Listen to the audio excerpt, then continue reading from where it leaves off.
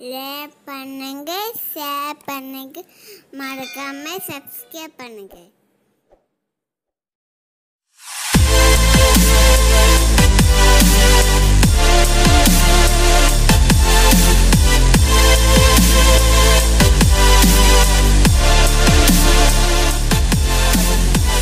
வாழைப்பூ கூட்டு எப்படி செய்யறதுன்னு பார்ப்போம்.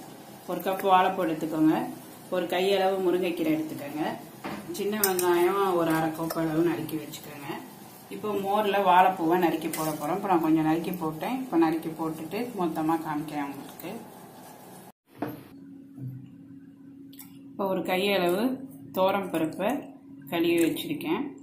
அதை இந்த ஒரு டம்ளர் தண்ணியோட இந்த குக்கர்ல சேர்த்துக்கிறேன்.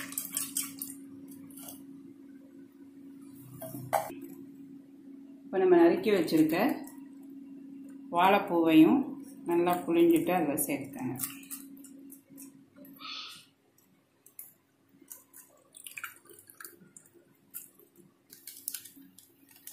இப்போ ஒரு சிட்டி அளவு மஞ்சள் தூள் சேர்த்துக்கங்க.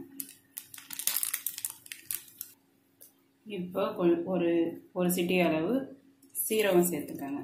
நல்லா கசக்கி போட்டுருங்க. சீரகத்தை போட்டு நல்லா மிக்ஸ் பண்ணிட்டு 2 சவுண்டு வர வரைக்கும் குக்கரில் வச்சுருங்க.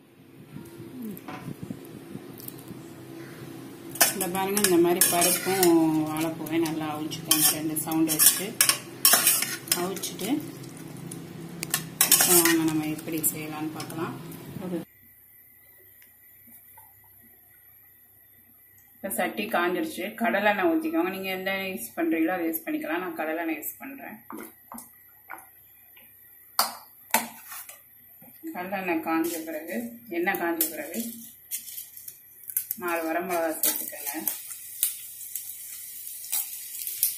காஞ்ச மிளகா சேர்த்துக்கோங்க. 4 சேர்த்துட்டு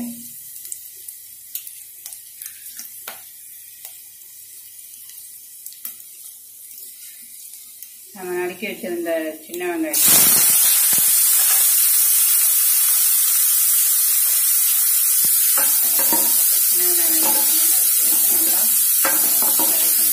ரொம்ப வதங்கணும், கொஞ்சம் வதங்கணும்.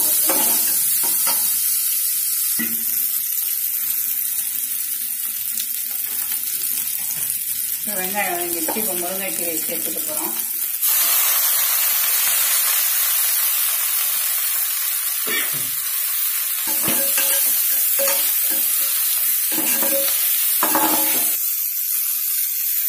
இப்போ முருங்கைக்கீரை வதங்கிடுச்சு. இப்போ நம்ம அவிச்சு வச்சிருக்க வாழைப்பூவையும் பருப்பையும் அதில் சேர்த்துக்கிறோம்.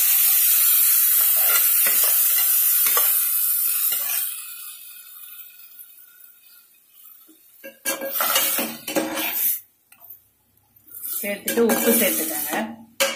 சேர்த்த பிறகு உப்பு சேர்த்துக்கங்க.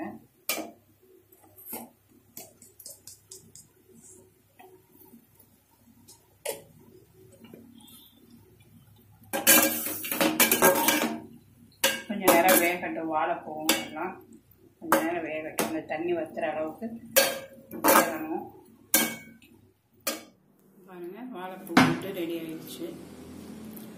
வாழைப்பூ முருங்கைக்கீரை எல்லாம் போட்டு சூப்பரான பொரியல் ரெடி ஆயிடுச்சு.